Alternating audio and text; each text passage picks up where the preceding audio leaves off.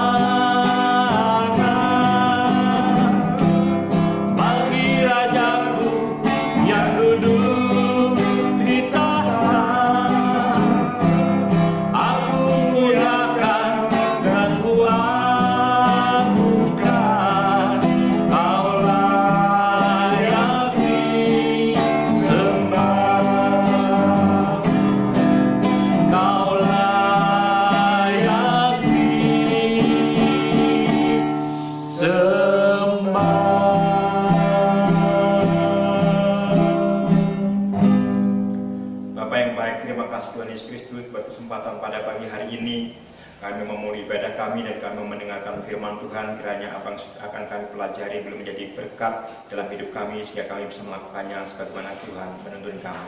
Terima kasih Bapak, kami ucap syukur di dalam nama Tuhan Yesus Kristus. Haleluya. Amin. Bapak Ibu dikasihi Tuhan, selamat pagi semuanya saudaraku dimanapun saudara berada. Hari ini saya mau mengambil sebuah tema bahwa kamu adalah tubuh Kristus dan kamu masing-masing adalah anggotanya. Satu ayat kebenaran firman Tuhan yang seringkali kita pahami, seringkali kita dengar, seringkali kita baca, dan seringkali menjadi pokok bahasan dalam kehidupan kita sebagai orang-orang percaya. Nah Bapak Ibu dikasihi Tuhan, sudah sekian lama kita melakukan ibadah online di rumah masing-masing, tapi hal ini tidak mengecilkan niat kita bahwa kita menjadi gereja dimanapun saudara berada. Alkitab mengatakan bahwa yang dimaksud dengan gereja adalah kumpulan orang-orang percaya kepada Tuhan Yesus Kristus. Dengan kata lain, gereja tidak berbicara tentang struktur bangunan. Gereja adalah sekelompok orang yang percaya kepada satu Tuhan, yaitu Yesus Kristus. Gereja juga adalah suatu perkumpulan orang-orang yang mengikuti keyakinan dan pengajaran yang berasal dari satu sumber, yaitu firman daripada Tuhan Yesus Kristus. Jadi apapun kondisi kita, pastikan hari ini kita sebagai gereja Tuhan, dimanapun saudara berada, yakini bahwa saya beribadah karena saya adalah milik Tuhan dan saya menjadi satu tubuh Kristus. Amin. Sesama anggota gereja yang lainnya. Saudaraku, ada anggapan, buat apa sih orang pergi ke gereja? Sementara sekarang kondisi tidak memungkinkan untuk kita datang ke gedung gereja. Saudaraku, dalam Kisah Para Rasul 2 ayat 42, di situ jelas dikatakan bahwa peran gereja yang pertama-tama adalah persekutuan di dalam tubuh Kristus sebagai orang-orang percaya. Jadi gereja mempunyai peranan bahwa gereja berperan bagi pertumbuhan iman saudara dan saya. Nah, saudaraku, dalam Kisah Para Rasul 2 ayat 42 dituliskan tentang kehidupan gereja yang mula-mula mereka bertekun dalam pengajaran rasul-rasul dan di dalam persekutuan. Mereka juga berkumpul untuk memecah-mecahkan roti dan berdoa. Persekutuan yang dituliskan dalam nats itu menggambarkan gereja yang sehat. Di sana mereka bergabung dan dalam persekutuan dan saling terhubung satu sama lainnya. Pesan firman Tuhan hari ini adalah dimanapun saudara berada, mari kita tetap terhubung menjadi satu kesatuan tubuh Kristus. Mungkin kita terbatas dengan adanya jarak, tetapi melalui ibadah online ini firman Tuhan bisa saudara dengar dimanapun posisi saudara berada. Yakinlah dengan khusyuk, dengan hikmat, dengan iman bahwa kita satu kesatuan dalam tubuh Kristus. Saudaraku, berdasarkan cara hidup gereja mula-mula, persekutuan atau pertemuan yang dilakukan oleh orang percaya di zaman itu diisi dengan pengajaran firman Tuhan. Firman Tuhan yang dibagikan di sana menjadi dasar bagi mereka untuk saling mengasihi dalam kasih persaudaraan. Peristiwa memecah-mecahkan roti dalam perjamuan kudus, Yesus dan murid-muridnya serta membangun doa menjadi bagian yang dilakukan dalam persekutuan. Itulah yang dinamakan gereja. Sayangnya saudaraku, hari-hari ini banyak gereja menghilangkan tradisi ini. Artinya apa? Tradisi soal persekutuan, soal pengajaran, soal memecahkan roti, saling berbagi, itu mulai bias. Dan saya percaya jemaat persaudaraan Immanuel tidak akan mengalami hal itu, karena kita sudah terbukti meskipun dalam kondisi yang terbatas, jumlah yang terbatas, tapi dari hari ke hari pengalaman pribadi saya bergabung dengan jemaat persaudaraan Immanuel, bahwa persaudaraan kita semakin erat, pengajaran kita semakin intens melalui media-media online yang ada. Mari kita tingkatkan, mari kita kembangkan terus. Jangan sampai patah semangat, jangan sampai karena adanya wabah kita jadi terputus hubungan dengan Bapa di surga dan terputus hubungan dengan saudara-saudara seiman yang lainnya. Ya saudaraku, yang kedua adalah gereja sebagai tubuh Kristus. Kalau yang pertama tadi adalah peran gereja adalah bagi persekutuan, bagi pertumbuhan iman. Yang kedua adalah gereja sebagai tubuh Kristus. Kita adalah tubuh Kristus. Kita adalah umat Allah, anak-anak Allah yang telah ditebus. Kita adalah milik Yesus yang didiami oleh Roh Kudus yang sama di dalam kita, dan Bapa Surgawi mengasihi kita tanpa batas. Jadi artinya saudara dan saya adalah sebagai tubuh Kristus, bukan hidup pribadi-pribadi lagi, menjadi satu kesatuan tubuh Kristus. Jadi saat kita melupakan hal ini, saat itulah gereja mulai menjalankan peranannya yang keliru. Mari kita mengevaluasi, mengecek diri kita. Apakah saya bagian daripada tubuh Kristus yang tergabung dalam komunitas jemaat persaudaraan Immanuel, atau saya bagian tubuh Kristus yang lainnya? Sebab ketika kita mengakui kita adalah tubuh Kristus yang tergabung dari bagian kelompok kecil di jemaat persaudaraan Immanuel, berarti kita sudah mengutamakan Kristus dalam kehidupan kita, di mana Roh Kudus ada dalam kita dan Bapa Surgawi mengasihi kita tanpa batas. Kita semua jangan sampai lupa, kalau kita semua sudah menerima anugerah daripada Tuhan, kita seharusnya mengasihi semua orang istimewa yang ada dalam gereja, saudara seiman. Ini pengajaran yang paling dasar, tentunya kita sudah melakukannya, tapi saya mau mengulang ini supaya kita jangan sampai gara-gara nggak pernah berjumpa, gara-gara nggak pernah ketemu, terus kasih persaudaraan kita hambar. Nah, jangan sampai, ya. Tapi dengan adanya wabah ini menjadi amunisi buat kita. Suatu saat kita bisa berhimpun kembali, kita bisa bersekutu kembali, kita bisa berkumpul kembali. Semangat yang ada inilah bisa kita luapkan untuk saling mengasihi lebih detail lagi, lebih real lagi. Nah, sehingga kita gereja tidak mengasihi orang, kita tidak melihat status sosialnya. Saya percaya jemaat persaudaraan Immanuel sudah melewati hal-hal semacam ini, hal-hal yang sepele-sepele hal ini kita sudah melewatinya. Kita tidak pernah membanding-bandingkan orang yang datang di hadapan kita, kita tidak pernah membanding-bandingkan orang yang berhimpun bersama-sama kita, tidak pernah kita membandingkan status sosial mereka, pendidikan mereka maupun karir mereka. Oleh sebab itu saudara bisa ibadah di mana saja, live streaming di mana saja, tapi pastikan bahwa saudara mempunyai persekutuan yang erat, saudara memiliki persekutuan sesama tubuh Kristus. Tentukan hidup saudara mau bersekutu di mana. Kalau kita ada di jemaat persaudaraan Immanuel, kita terbuka, kita membuka diri bahkan kita merespon saudara dengan baik karena kita sama-sama bersaudara di dalam Tuhan. Tidak ada perbedaan karir, tidak ada perbedaan latar belakang, tidak ada perbedaan status sosial, semuanya sama berharga di hadapan Tuhan.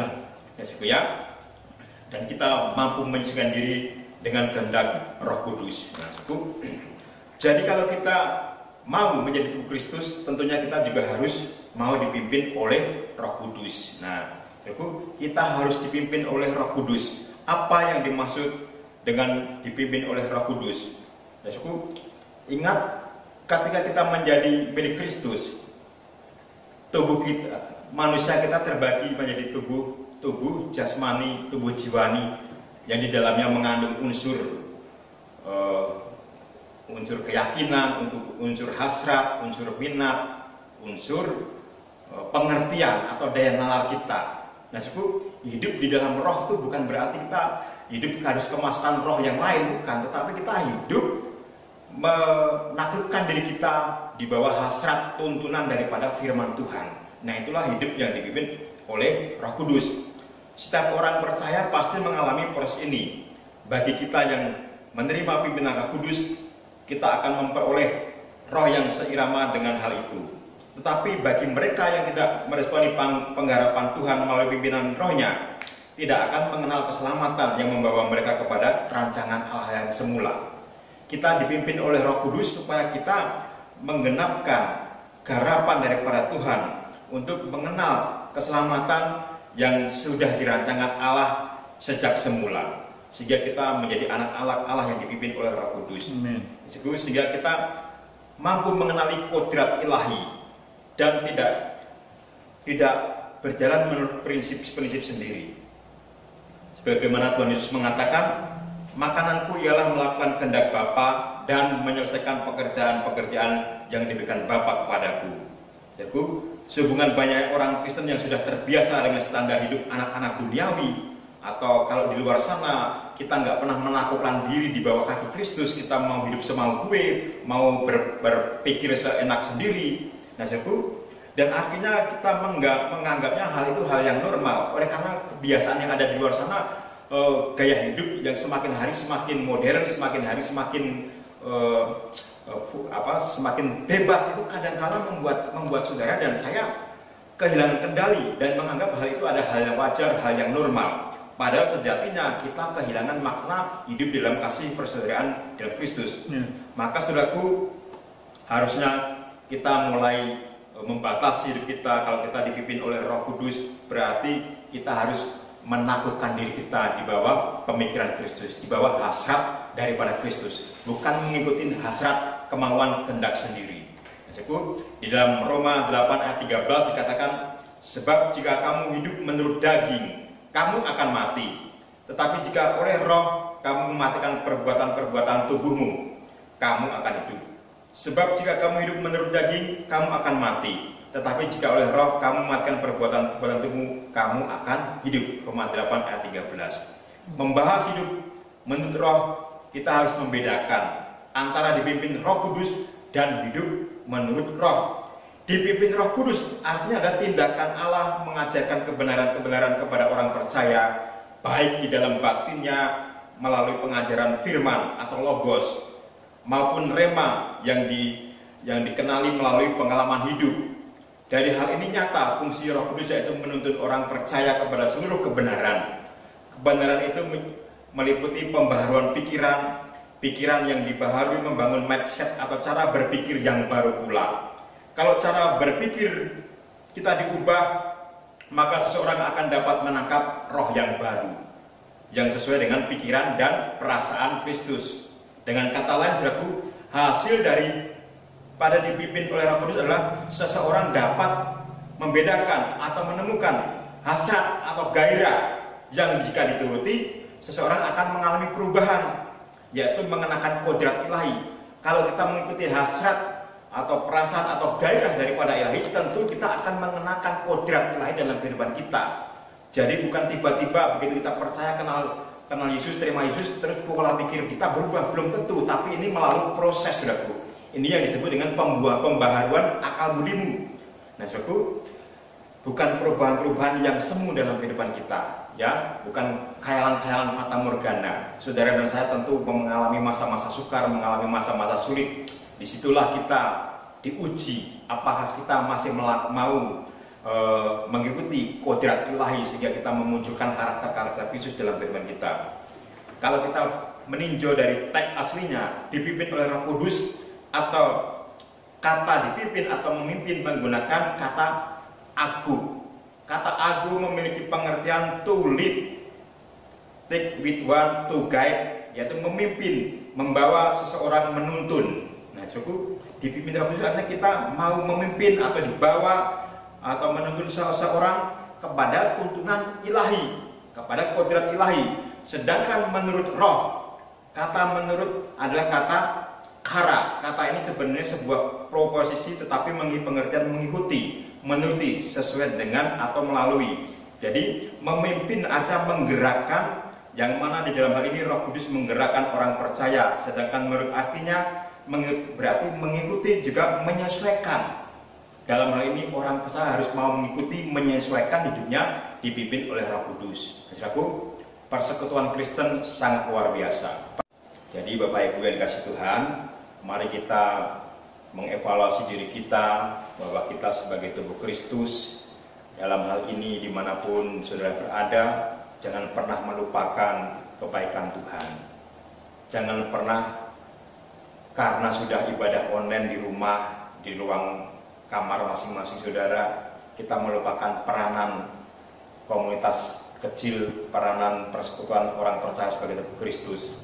Tapi mari saudara tentukan niat saudara, tentukan hati saudara, tentukan langkah saudara. Dimanapun tayangan ini bisa saudara dengar, pastikan saudaraku memiliki semangat, memiliki motivasi ketika nanti kita bisa beribadah kembali di gedung gereja. Mari kita pastikan gairah kita, hasrat kita untuk mempermuliakan nama Tuhan, dan kita menggebu-gebu mempraktekkan firman Tuhan yang kita sudah dengar berulang-ulang untuk kita menjadi bagian daripada tubuh Kristus yang sangat penting ini. Ya. Jangan pernah menggeser posisi firman Tuhan, menggeser posisi karunia Roh Kudus, menggeser posisi keberadaan kita sebagai orang percaya dengan media. Media membantu kita untuk menemukan sarana di mana pada masa-masa semacam ini. Tapi hakikat kita sebagai tubuh Kristus, sebagai orang percaya, itu yang kita nantikan bersama-sama. Kiranya Tuhan Yesus memberkati kita semuanya, kiranya nama Tuhan dipermuliakan. Amin. Dan suatu saat kita akan bersama-sama bergandengan tangan kembali memperkenalkan nama Tuhan dengan semangat, dengan spirit yang menggurau di dalam dada. Karena sudah sekian lama nih kita nggak berhimpun bersama-sama. Tapi nanti ketika kita berhimpun, kita ekspresikan kasih kita meluap dengan luar biasa. Bapak Ibu, mari kita mempersiapkan hati kita. Di hadapan kita ada perjamuan kudus, ada perjamuan suci. Saudara yang di rumah juga bisa mempersiapkan dengan apa yang ada dalam hidup saudara. Sehingga kita mari bersama-sama mempersiapkan hati kita, mengoreksi hati kita, mengevaluasi diri kita. Sehingga dengan perjamuan kudus ini kita bukan sekedar melakukan tradisi, bukan melakukan sekedar ritual, tapi kita memahami bahwa persekutuan kita di dalam Tuhan itu diejawantahkan melalui keberadaan kita, melalui perjamuan kudus yang diejawantahkan dalam kehidupan kita sehari-hari. Mari saudaraku, kita menghadap Tuhan, kita mempersiapkan diri kita. Saudaraku, menjelang malam Kristus disalibkan, dia mengambil roti dan memecah-mecahkannya, kemudian dia berkata kepada murid-muridnya, bukankah roti yang dipecah-pecahkan ini adalah perlambang daripada tubuhku? Terimalah dan makanlah. Amin. Mari saudaraku, kita berdoa, mengangkat roti di atas tangan kita. Kita ucapkan syukur kepada Tuhan. Terima kasih Tuhan Yesus Kristus. Dengan roti yang terpecah-pecah ini mengingatkan kami bahwa kami menjadi bagian daripada tubuh Kristus, dan tubuhmu menjadi milik kami, dan kami ada di dalam Engkau ya Tuhan. Terima kasih Tuhan, kami mau menikmatinya dalam nama Tuhan Yesus Kristus. Amin.